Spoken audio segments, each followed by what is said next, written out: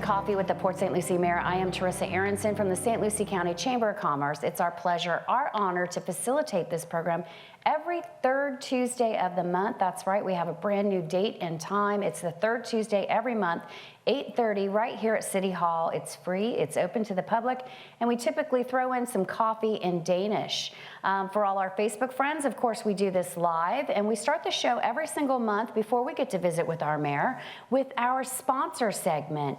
And of course, that's Mid-Florida Credit Union partnering with us for almost 5 years, I think, on this show.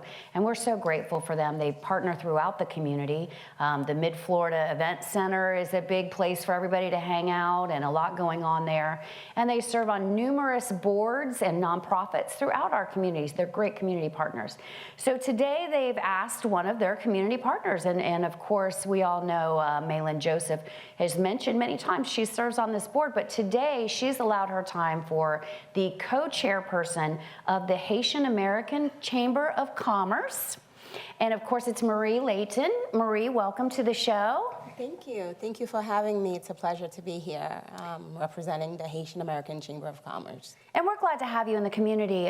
We've talked about this before with Malin, but it's a chapter sort of out of Miami, and you've kind of moved up, and they've tapped into a couple of great people here to head it up in our area, yourself and Malin. Yes, correct. So our founder is in Miami. They've been in existence since 2005. And myself and Malin were the co-founders, as well as the previous past chair in Miami, Paola Pierre. And it was a long conversation, but it was exciting. It was about 2 years.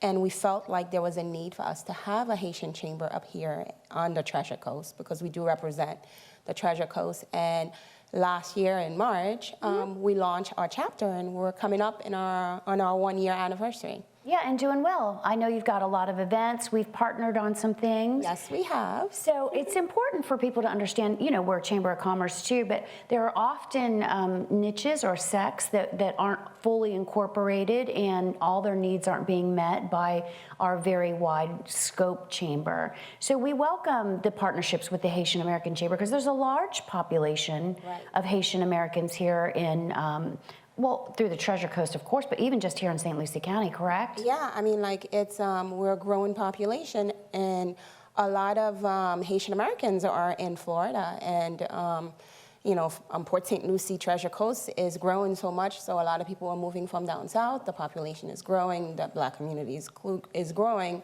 So we do like to see ourselves as a niche chamber, like you said, because our culture is different, the language is different. Coming from Haiti, even as you know, first generation here, I came from Haiti when I was 9, so you know, our parents don't have the same foundation. So even if you were a business person in Haiti, when you come here, it's totally different. Yeah, so understanding, you know, what the strategy is, what permits you need to do, and even, you know, without having the language, you may know how to run a business, but you don't know where to go to get your business documented and to get it up and running. So it's truly exciting to have this chapter. This is a volunteer thing for us, and it's a passion. Myself and Malin, we've worked in banking. Banking is my background. Right now I'm in the federal government working with the HBCUs, historical Black colleges and universities. So, you know, again, and we're able to partner with a lot of people up here, even other Haitian nonprofits.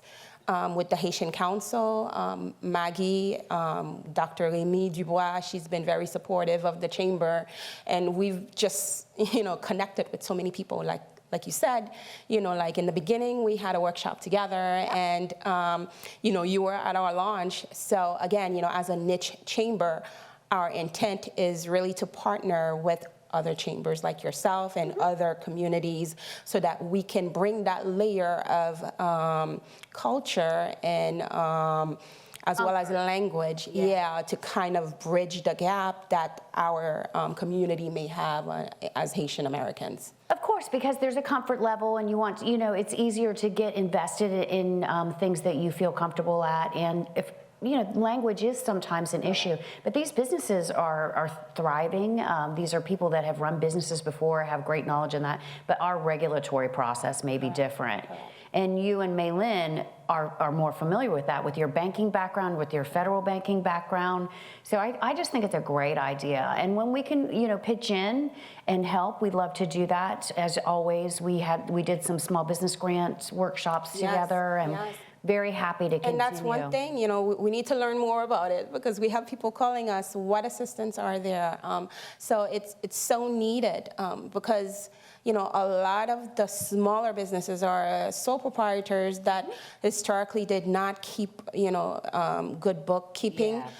So it's with COVID, it was really a tragedy, and we were getting through it. However, this is an opportunity really for us to coach, and it's like, getting better, from what we did previously, so that we'll be prepared in the event something happens, or we'll be able to move these businesses forward. And get them documented. Exactly. We ran into that when we were doing the grants. A lot of our minority-owned businesses, not just the Haitian American community, we're not keeping the documentation that would allow for them to get assistance, which it was so heartbreaking. And so we kind of moved in that direction too. We have a small business assistance program that helps people get the correct documentation, make sure that they're running their business in a manner in which they will qualify for even loans, Right, and position, exactly. Yeah. Because you can't grow, unless you have that foundation. If you have a new product, or if you want to take your business next level, even with a lot of these businesses, getting a storefront, it becomes challenging, because you don't have the backing really to afford a storefront, or to be able to go out for a loan. And that's where our passion came, myself and Maylin, having worked as an SBA underwriter. So again, we would get the packages all the time, but it's just trying to see the diversity in the packaging that we receive, as well as, okay, so there's information, there are resources out there, so why is it that not all people are having access to those resources? So again, this is truly a passion for us, and we're excited. We have our first year anniversary coming up. I was just going to say, let's get to your gala too. So you've got a gala coming up, and this is a fundraiser, correct? It's exciting, yes. This is our first fundraiser for the year. We've been working our butt off for the past year, so we're really having this gala to celebrate our members, celebrate our partners. We have a list of amazing award recipients for this year. So we have about 11 award recipients, and we're truly excited. Mid-Florida Credit Union, of course. Sponsoring, Yes, we have had so much support from them, from Sharita and Maylin, working with them. So we're excited. It's going to be at Tradition Town Hall on Saturday, April 16th. Okay. It is a gala, so we're going to have some good Caribbean food everybody can enjoy. Our award portion, we have a poet coming in. We have art that's going to be displayed, and we're really excited about it. We have a landing page on our website. Okay. If people need access. What's your website? It's www.accof, which is HACCOF -treasurecoast, all one word, .com. It's accoftreasurecoast.com. And then from there, purchase tickets. Everything is there. You can purchase tickets. Can you sponsor there? Absolutely. All the sponsorship package are directly on our landing page. We also have a donation button. We are a 501c3 nonprofit, so we truly appreciate your support as a community. Again, this is a first paid event for us. We're trying our best, but as you know, we also need to run the operation. So whatever that we're able to collect, it's really gonna go towards 2022, which we already have a couple programs set up. So the more that we're able to get support from the community, then the more we'll be able to give back. Perfect, and you're run by all volunteers. So we are all volunteer. We don't have, and we do have a working board. We work, and it's so funny because I speak all the time with Maylin. Hey, like we have to do our regular job. So it's truly exciting because it does come from the heart. I have a really great board that helps us. Well, a noble cause. I'm going to go on there and do some sort of sponsorship, I think, for you guys as well. Awesome. Thank you. Well, I want to thank you for being with us, Marie, and for having me. remind everybody that they can go and just support. Even if you support, if you can't attend, just go on and donate and support. And I want to thank Shrita Walker, who's with us today, and for allowing Marie her time and getting behind the Haitian American Chamber of Commerce, because we are too. So we're going to take a break, and we'll be right back with the mayor of this beautiful city of Port St. Lucie, Shannon Martin.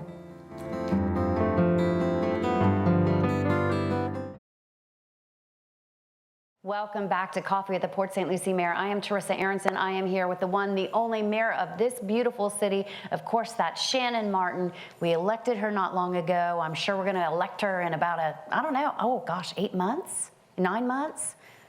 No, shorter than that. I know you can't say anything about it.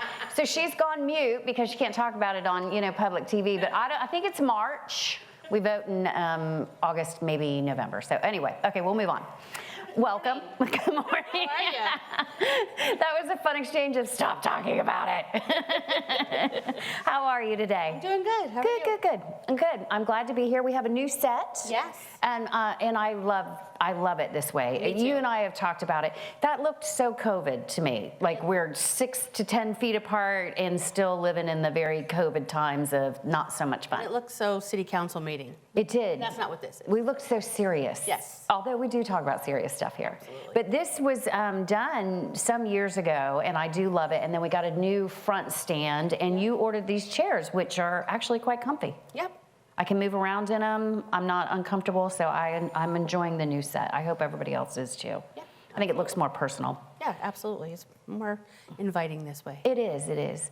So a lot going on as usual in the city. I feel like, and maybe it's just because I'm in it every day, that there is more going on in our community than I, as a layman before I got involved in the chamber, my role now, I didn't know about half of this stuff that it takes or goes on in the city, and the yin and the yang and the stories and the, so there's a lot going on. Yep. Where are we at today? What are we going to talk about today? So a couple things. I want to talk about our appropriations in the budget with the legislative session. The state legislative session, they've sent out a list of what they're bringing home Yes, to us. Absolutely. So we had 2 appropriations that got into and passed in the budgets. And one was for the C-23 water quality project for the design of 7A at McCarty Ranch. Yep. And A so- water farming, I love it. Yeah, we got $416,000 and change there. We got the full ask. And then also for the water main project in Southern Grove for the expansion of our jobs corridor and access to the sites, we asked for $1.7 million and got the $1.7 million. So thank you to Gail Harrell, our senator, and our representatives, Dana and Toby, and also Representative Snyder, who supported us. Yeah. And our Treasure Coast delegation did an amazing job for us, so we're really, really happy. Yeah, Haley Tuck, Aaron Grawl, they all Yes. sort of got in there and did well for us. And Dana, in her first term, my goodness, she was very excited to bring back, I think they brought back over $16 million to us in our county. Yes. Water farming at McCarty Ranch, people often wonder what that is. And I like to do the little, 2 seconds on water quality here in St. Lucie County. We don't have any drainage from Okeechobee. We don't have the open floodgates. They don't Right. spill into our canals, the C-23 and the C-24. They actually, they let water out south of us in Martin County. But then when that water quality gets bad, it does back up into our river right there around Club Med, if people are unaware of that. But a lot of our water quality issues are caused by runoff Right. and sewage and all that kind of great stuff. And so our water farming project at McCarty Ranch is going to clean the water before it heads down into town. Absolutely. We take it out. We take out the nitrogen and the phosphorus, clean it, and then put it back in. Yeah, that's what causes those algae blooms, and then we put it back in and let it go down to C-23. Right. Yes, but it's not runoff from the gates. Like there's no spilling. Right. what do they call it? I can't even think the word today. When they let the water out, anybody know it? Shout it out if you The can. releases that they do? Yeah, they don't Yes. do any releases into our waters. Right. They only do them south of us, but it still affects us. It affects us all on the Treasure Coast. So I'm excited about that. And then, of course, I think even the governor who's visited Southern Groves understands the importance of making infrastructure right so that we can continue to grow our jobs corridor down there. So that's exciting too. Yes, and hopefully he will sign the budget, with keeping our appropriations in there and not do any line item vetoes there. So we're continuing to lobby to make sure that, doing everything we can, that those items stay in the budget. Yeah, people don't really understand that once the House and the Senate and everybody passes their budget, it still has to go to the governor, Right. and he typically takes out some things. Yeah, absolutely. Very rarely does it get past the governor as is, but we usually fare pretty well, so I'm excited about that. I hope so. And we did get the job growth grant, and he did come to Tradition area and to TAMCO Yeah. to give us the grant. And so hopefully he keeps that in mind when he's looking through that budget, going through all those line items. Yes, he was already a part of this, so we're excited about that. Yeah. Let's see, we have questions already, but we have more things we're going to talk about. So we'll do questions towards the end, but I love that we have questions. Me too. Although I realize now it's from the same person, but hey, it's okay. It's okay. We'll answer them all, but. Sure. All right, good stuff. So we had strategic planning last week, Mm-hmm. and that was our opportunity, the council's opportunity, to take all the information that we've been, and all the projects that we've been working on over the last year, get updates from staff on where we're faring with our strategic plan. Also took a look at the results of our national community survey that was done. Mobility still is one of the issues and one of the challenges that we have in the city. And so we're actively working on that. You see a lot of roadway projects. Everyone sees Floresta, Port St. Lucie Boulevard South. We'll have the bridge, I-95 bridge being worked on. The DOT started that project for the widening of that on January 27th. If you go out there, you see the cranes moving things around right now. Where's this at, the I-95 one? On St. Lucie West, I-95 bridge. Yep, gotcha. Okay, Yep. very good, very good, very So good. we Yes. have sidewalk projects like Rosser, Yep. which is really important. That's that connectivity from Openview down to Parr. So we'll have that full connectivity. So there are a lot of projects going on, and our mobility plan that we're working on, we're in the second phase of that. Once that gets complete later this year, then we'll be able to take those funds and look at those benefit districts and then start assigning projects and the utilization of those funds. And that will all help address our mobility going forward, because we know, our infrastructure, we need to keep working on, and it's going to be a work in progress really for as long as the city's in existence. I was going to say, and as long as we're around, for Exactly. sure. The infrastructure started out in such a hole. As we know, GDC really just did not think about infrastructure at all when they planned this community. So Right. we're paying for it now, but we are doing our best. Yeah, we have plans for everything, and we're making sure that they're worked on. They're not on the shelf. They're happening. There's projects every day. There's plans that are being addressed and worked on every day. And also in strategic planning, we realized that one of our goals, we have a goal about quality education for all, and we really have hit all of the goals as far as doing great partnerships with the school board and doing the best we can there.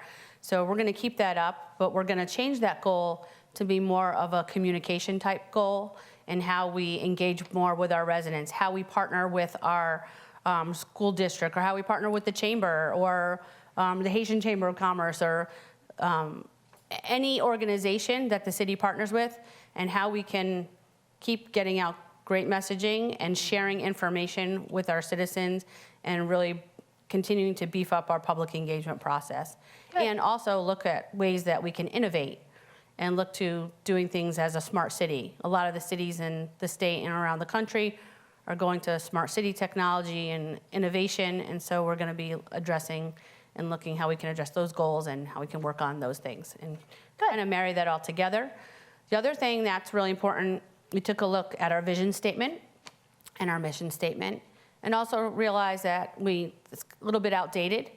I don't even remember what it was. So it's about quality neighborhoods, and obviously we're going to continue to be a safe and prosperous and beautiful city, but we just need to realign that vision and the mission And so we're going to be working on that as well. And, you know, when we're planning for the future, we want to start planning out for 2050, say. Because if you look at like our long-range transportation plan, that's a 2045 plan. All of our master plans are pretty much 10-year master plans. Right. We want to take a little bit further look out and say how we can really vision for further out in the future. And I couldn't agree more. And it's difficult to do because, again, as we said, GDC gave all these residential lots. Everything's a residential lot if you're along a major corridor or a side street. And so we know in the future that we're going to need more lanes, right? There's going to have to be widening. But today, there's house being built on all of those lots along these major corridors. Right. And so if you have a 50-year plan, you can try to get to that. But we were unable to do that. The people already own this stuff. Right. Yeah, so. Yeah, so like take, for example, our sidewalk master plan. So the way we're on schedule, it was a 10-year plan, and we should be done with that in 8 years. Oh, good. So that will be on all of our major arterials and Yes. collector roads.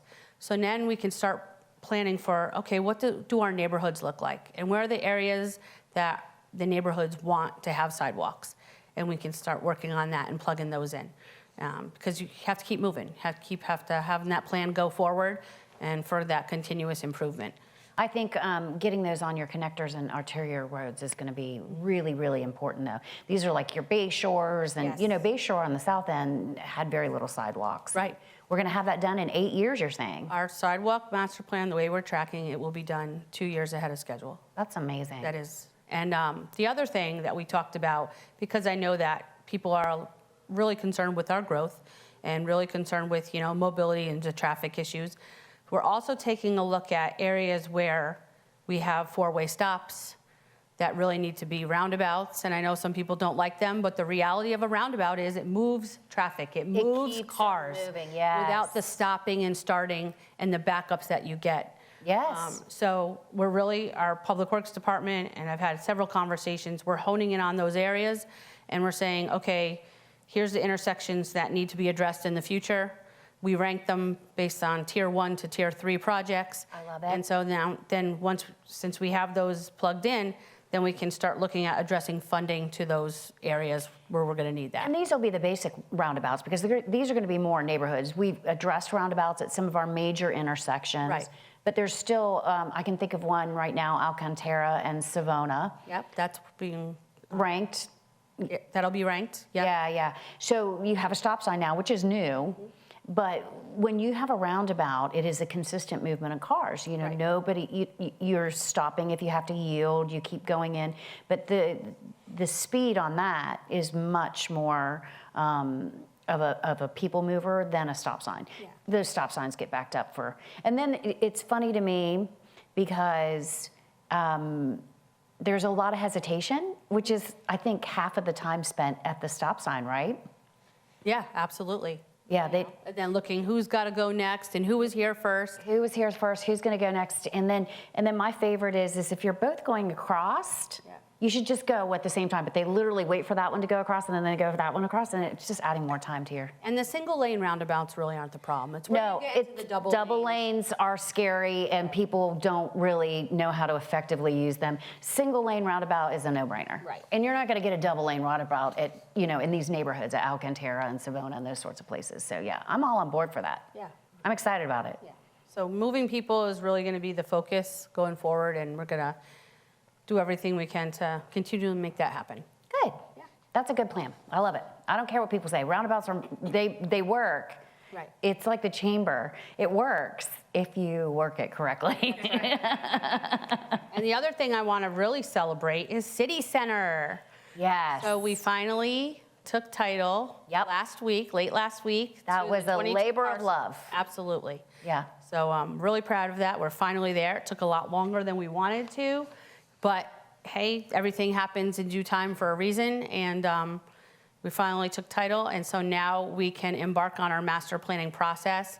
Had lots of conversations. I know there's people that are really excited about it, already providing input, but we're gonna make sure we have very strong and heavy public engagement and community stakeholder input for our residents, for our businesses, for our nonprofits, for everyone to come together and say, hey, what do you want City Center to look like in the future? And how can we make that happen? And then most importantly, get those properties back out on the market where they belong. See, that's my thing. You know how I feel about that. Like, Yeah. you know, we'll get what the market can sustain, and anything else that it can't sustain, it won't, and it will come and it will go. Right. So I'm a big fan of having an idea of what you're looking for there and zoning it appropriately to make sure that that's the type of businesses or partners or mixed-use residents that you get. But in the end, it's the market that's going to dictate what goes there. Yeah, and what's important about that is that economic component is baked in, because we will have that input from our economic experts, Good. like we did with Southern Grove, to say what's sustainable, what can happen. Yeah, what's sustainable, because I can tell you what people are going to say they want. They want mixed use, they want parks, they want bars and restaurants, they want Yeah. you know, a cheesecake factory and a fresh market and Sure. a, you know, Trader Joe's. I can tell you that's what they want. Yep. What can that market sustain? Yeah, and that's important. The most important piece to communicate out is, yes, we want these things, but Although I what's think sustainable, what can happen out there? Cheesecake Factory is losing appeal. I'm sorry. Yeah. Okay. I don't care because we never got one, so I'm not offending anybody that we support. Right. But yeah, it's losing its appeal. So probably just a Trader Joe's and a, you know, fresh market or something. Yeah, we'll have to see how that goes. We're embarking on that very soon, so. But now we have the power to do that. Yes. Previously, when that thing was in receivership, we couldn't do anything with it. We could not. And so the question, of course, was, well, why'd you buy it? Well, it was $400,000 for 22 parcels of land. And the SEC receiver tried for 7 years to sell that property. But it was so underwater with the carry costs and the back taxes that it was impossible. It would have never been developed. It would have sat there forever and continued to be a blight on the whole area. Yeah. And so now we have a greater opportunity. It wasn't economically sustainable without the city. Not only did you guys take it over, but you had somebody negotiate the back taxes. So people think you're the city, you can just waive the taxes. You cannot. It's the school system. It's every single taxing district Right. on your tax bill, ad valorem. It's all those taxes. And with the back taxes on those, I know some of our organizations worked with you on getting that down to a reasonable amount so that you could move forward. So the total for the taxing authorities was about $45,000 roughly. Of course, with the largest certificate holders, which was a private company called 5T Wealth, we swapped properties that the city had got in escheatment from the county in certain areas. Okay. In order to settle that, and that worked out really well. It took a long time. Our city manager and team worked diligently on that, but it worked out really well. And you know, with ours, we can eliminate those and waive those what's owed to the city. Can't waive other people's. Because the reality is they were never going to get paid anyway, and No. we're not going to pay taxes on ourselves. It makes absolutely no sense to do that. No, and they were not going to get paid. So all these taxing districts, it was like, well, I'll take a little bit of something, or I can get a whole lot of nothing. Yep. Yeah. And it just showed more how we can work together more and have those community partnerships. So for example, with the fire district, the city owned a portion of the land out there where the main district office is. So we said, in exchange, we'll give you title to that property, and now you can build a fire station, which is so needed. And the fire district's going to build that, and it's going to become the new central station for the entire county. Good. So that just shows you what the public benefit is. Yeah. It all worked out for the best, and now we'll see something happen at the city center. Yeah. Good stuff. So I want to touch on Waste Pro, because that is our biggest issue right now. And so as they continue to have labor shortage issues and high turnover, and we have tried and to work with them for a long time about getting the level of service back up to where it needs to be. And unfortunately, that has not happened. And so the city has stepped in, and right now, as far as yard waste is concerned, which is our biggest issue, we are stepping in with our own crews to supplement service. We're not going to be able to sustain that for a long period of time, because that's not what our public works crews and neighborhood services, that's not what our employees do. They're doing it temporarily to help with the situation until we can get someone else on board to help deal with the yard waste and get it all collected. We did file a breach of contract in the courts. as a result of the consistent non-performance. And so there are legalities that have to continue to go through the court system, but in the meantime, we're still moving full speed ahead because regardless, the stuff has to get picked up off the street, and we need to have that consistent level of service that our citizens are paying for. So at our March 21st meeting, we will be having a discussion on the recommendations going forward from our solid waste task force. Our city staff has been in contact with some other waste haulers to provide services. Unfortunately, Waste Pro sent us a letter saying that if we don't give them back the $1.2 million in administrative charges, they're gonna walk in 6 months. We are actively preparing for that. But still, even with that, we remain hopeful that we can come to some agreement where we could amicably separate from the contract early. Hopefully, it's a little longer just for terms of getting someone a new successor contract on board. So we're hoping that they'll continue on for a little bit longer than the 6 months. But if not, we are, like I said, moving full steam ahead, preparing for everything that we need to prepare for to make sure that the service is consistently provided. Well, I wish you, a great deal of luck in that, because I think it's going to be rough. It's going to be rough as we make the transition. It's going to be rough as we're deciding what that transition is. And I think that citizens need to mind, basic human dignities, and try to be civil out there, because I do think it is going to get a little rough. And one thing I do want to say is, Waste Pro does have amazing people working for them. Lois, who actually is here in the audience today, she has been amazing. So thank you, Lois, at handling customer complaints and doing her very, very best to resolve issues. Their operations team that are on the ground are really working hard to do their very best. Unfortunately, corporate's not giving the resources and providing what is necessary in order to get the job done here in Port St. Lucie. And I'm just really open and frank about it, because I have to be honest with the citizens about everything that's going on, the good, the bad, the ugly, and I'll continue to do that. But March 21st is going to be a really good conversation. I think we'll really be able to set things more in motion going forward and with that future direction. And I'll remind everybody, it is a national issue right now. Trash collection is a national issue. It is not a Port St. Lucie nor a St. Lucie County issue. It's a national issue.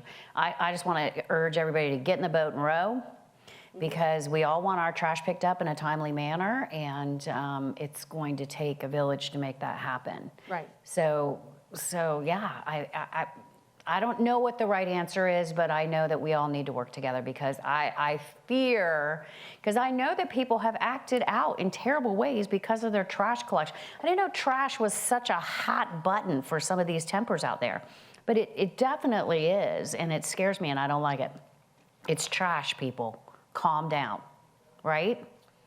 There have been some acts that have been, yes. Above and beyond, absolutely, for sure. I think the frustration lies a lot is that it's been so inconsistent. And I'm going to say that too. I think the frustration is inconsistency. You put it out and you're not sure if it's going to get picked up or not. And so, and it's funny, and I never thought of it this way until someone brought it to my attention recently. But, so we have pickup days, correct? Everyone has a pickup day. You know when it's supposed to come. Sure. And so when it doesn't come, and then it's the next day, and they're supposed to come the next day, and it doesn't come.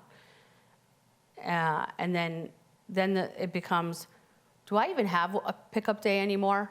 Like, or do I just have to leave this stuff out until they figure out to pick it up? And so, so you have to validate that and look at it and say, okay, even though, you know, they will get it, but when is the question? And no chance that everybody, anybody that is getting service now hasn't experienced. I've experienced that. We finally took ours in after 2 days, and when we were coming home, the truck just passed our house, and we were like, dang it, we missed it by, because you're not sure, really. You're not, and it's hard to leave that stuff out there for well, animals get to it. Even if you're in the bin, unless you want to bungee the cord that thing tight so that nobody can get into it. But yeah, so I get the frustration. I do, but I just don't know if we have the answers. I mean, Well, we're going to have to look at our. we got to get there. And we're going to have to really be honest about, what the future looks like and what changes are going to need to be made going forward in a successor contract.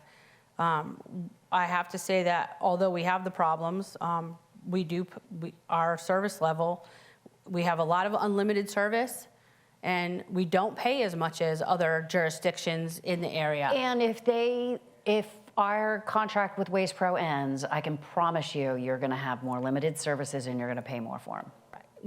There's no chance that that's not going to be true. That is most likely very true. However, Let's I will warn them say now. that what we need to do, and I've stressed this for a long time, and it just hasn't happened, is majority of the waste haulers have gone to full automated service. They're the side loaders like our recycling. Most of them have gone to that, which reduces the amount of workers necessary in order to run the trucks. Yeah. So you only need a driver. And you don't need 2 trucks per neighborhood. We have been asking and asking and asking for that for a year, and that has not happened, and rear loaders continue to be ordered. And so that's another reason why, with the growth of our city and knowing that these communications have been ongoing, just goes to show that the resources are not being provided in order to address the situation and also the growth. I've seen some comments, they didn't know about the growth. Absolutely, that is untrue. They knew about the growth. We share this information. We tell them there's 400 homes coming online in the next 2 months. And in addition, once the homes come online, then it goes on the tax roll. They get the funds for that. So they can properly fiscally look at that from their financial standpoint and say, okay, I have 400 new homes coming on in 2 months. This is the amount of money that we're going to get as a result of that. Now I can look at that and say, okay, this is where I have to order resources. So it's not a situation where they're not getting paid for the new homes that are coming online. They are getting paid for that. But not till the tax time then. No, but they bill in the in-between period, depending on how it hits the tax rolls, they will bill the new customer. Oh, really? I didn't know they did that. Absolutely, they do. Yeah, because your trash is on your property tax bill. Right. And that comes out once a year. So anything, that's before that has hit the ground. Right. But they do bill them. They do bill them? Yes, we send them the information, they are sent the information, and they are And they billed can in bill them. between time. But yes, the growth, listen, we're in magazines all the time because we're the fastest growth. But here's the thing, we have residential plotted lots. Yes. You know exactly how many there are. There's 8,000 more out in tradition, although I don't think there's 8,000 anymore. There's probably like 7,000 now, as fast as they're, building. But also, so you know how many residential lots, and every house permit is public record. So yeah, I think that information is readily available. So, like I said, ongoing, but March 21st, we'll have more conversation. Okay, all right. Well, prepare the residents now, because I can't have anybody pitchforks in the street. It's going to be more expensive. Your service is going to change. Yeah, a successor contract is definitely going to change, but honestly, we're going to have to make changes. Change is not great for everyone. It's hard to accept sometimes, but we are going to have to make changes, and we'll see those recommendations come forward with our task force and benchmarking ourselves against other cities and towns. I'm trying to think of anybody I know that likes change. I feel like nobody likes change. No, Let's be honest with ourselves. Nobody likes it. It's just how you adapt to it and understand it. And I really feel that if we're continuing to be open and honest and communicate everything to our citizens, then although it's going to be painful, people will understand and realize that change has to be made. But it will be painful. I'm not going to sugarcoat it for our audience. It's going to cost you more. Your services are going to be different. So, we're going to keep those lines of communication open and continually talk about it. That's the best that we could possibly do. Yeah, let them know what's coming. Yeah. All right. We have tons of questions. We've successfully beat waste I don't want to say either one, but waste services. There you go, because they both have our brand name, honestly. Right.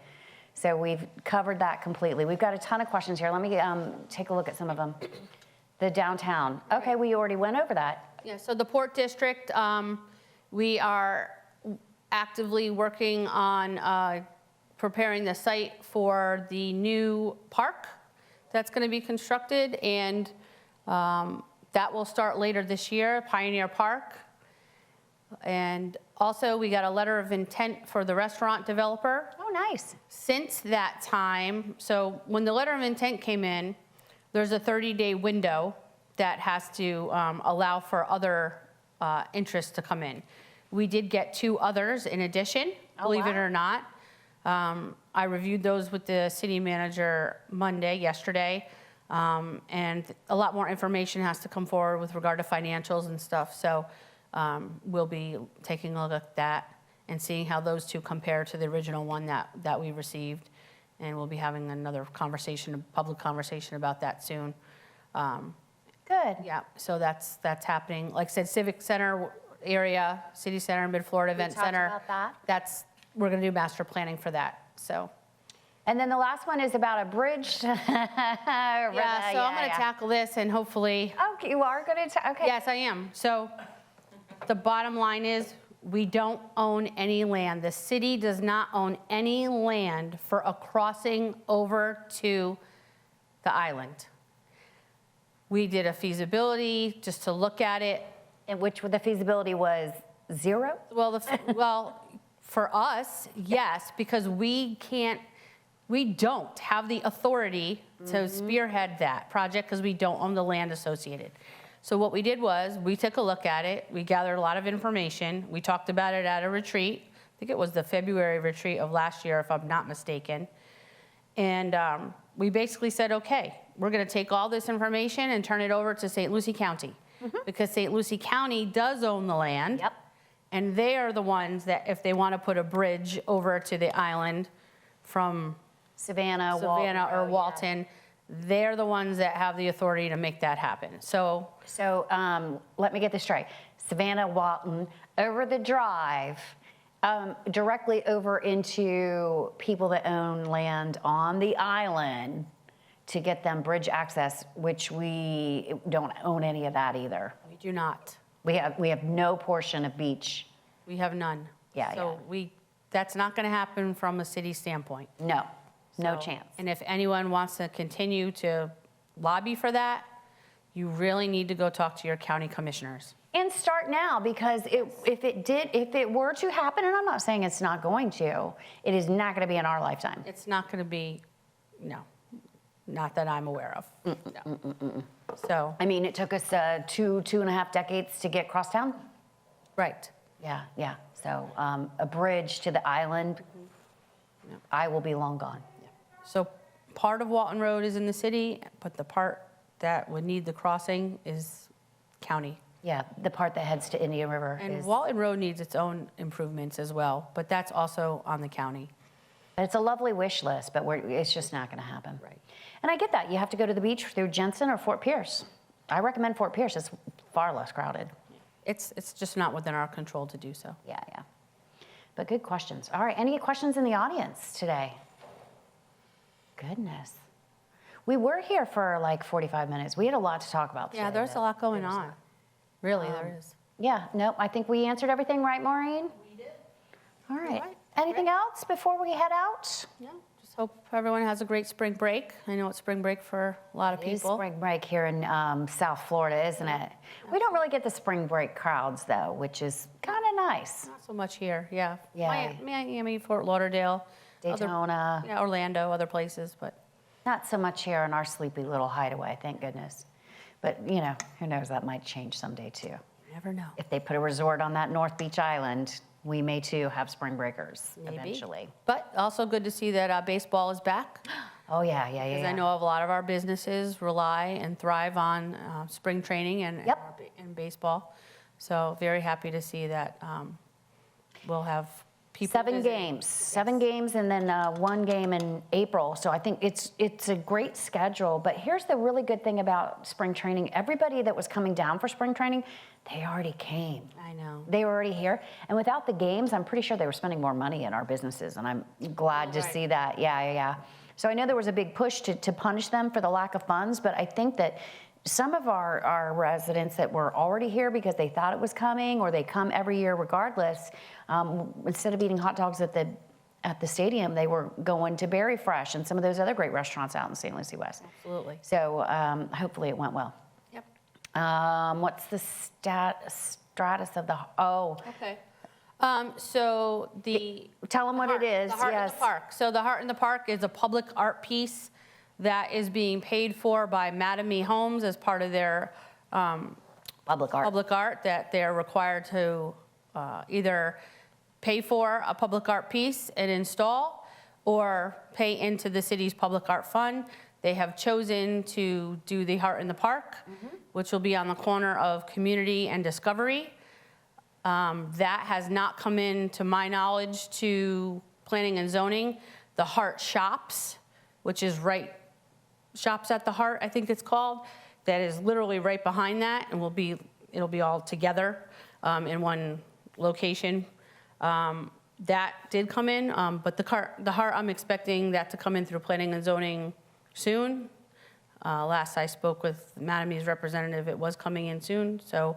It went to public art already, right, for the advisory? I believe so. So the conceptual plan for the Heart was approved, well over a year ago. For sure. Probably maybe going on 2 years. So how tall is this heart? I forget. So originally it was supposed to be 100 feet. Then it was scaled down because of, when you go into design, things always change. I believe it was scaled down to between 65 and 70 feet at the max height. And they had to make some adjustments with regard to the diameter of the base and things like that. Footing and- So, yeah, okay. that always changes. But I believe that's coming in relatively soon, and we'll go through the planning and zoning process. So it's St. Lucie's answer to the St. Louis Arch. So we'll have the St. Lucie Heart instead of the St. Louis Arch. It's kind of similar, right? So as far as a bigger piece, in that we're looking to, change our culture and have some more really identifiable public art pieces. But I think the concern about it becoming a tourist attraction really isn't valid. If you look at Becker Road and the Spinnaker, for example, it is a beautiful public art piece in the middle of that roundabout. But is it something that people are going to come to and ooh and ah like the Chicago Bean? I don't think so. I just don't see it that way. No. But it will be a great piece to have, and it's something that our citizens have been concerned about that we're lacking in is great public art. And so to have the developer pay for that and install it, I think will just enhance our community. Yeah, I mean, it's not as big as the St. Lucie. So it's the scaled down version that fits St. Lucie. I don't think we're going to get any tourists for that, realistically, either. I mean, prom pictures will be taken there. Sure, But tourists, I don't know. Yeah, I mean, are you going to be able to go on the catwalk up there and then take some selfies of, if you want to, or have prom pictures, or Yeah. Absolutely, or the residents in the area with the shops and the retail center that's supposed to be going in there. Are there opportunities for that interactiveness? And then when your family and friends do come and you want to go shop or eat in those restaurants, say, hey, look at this. Here's the Heart. Oh, let's go take a walk up on Sure. and But you're look not going to around. plan your family vacation around our Heart. Yeah, I don't see really people doing that. No. We're not really a big tourist town, except for having our Mets. Mets. So, I think, and that was a concern of a lot of the residents that are in the area. But Tradition? yeah. Well, it's last going to I be. heard they wanted to put a gate around their entire community. Yeah, that came up at some point about. I'm pretty sure they didn't ask any of the restaurants out there if they would enjoy a gate around their entire community. Yeah, no.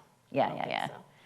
So it's all we're all one community. We're all one city. Yeah. We have our different areas, of course, that are distinct and should be celebrated, but we're all one city. Yeah, for sure. Yeah.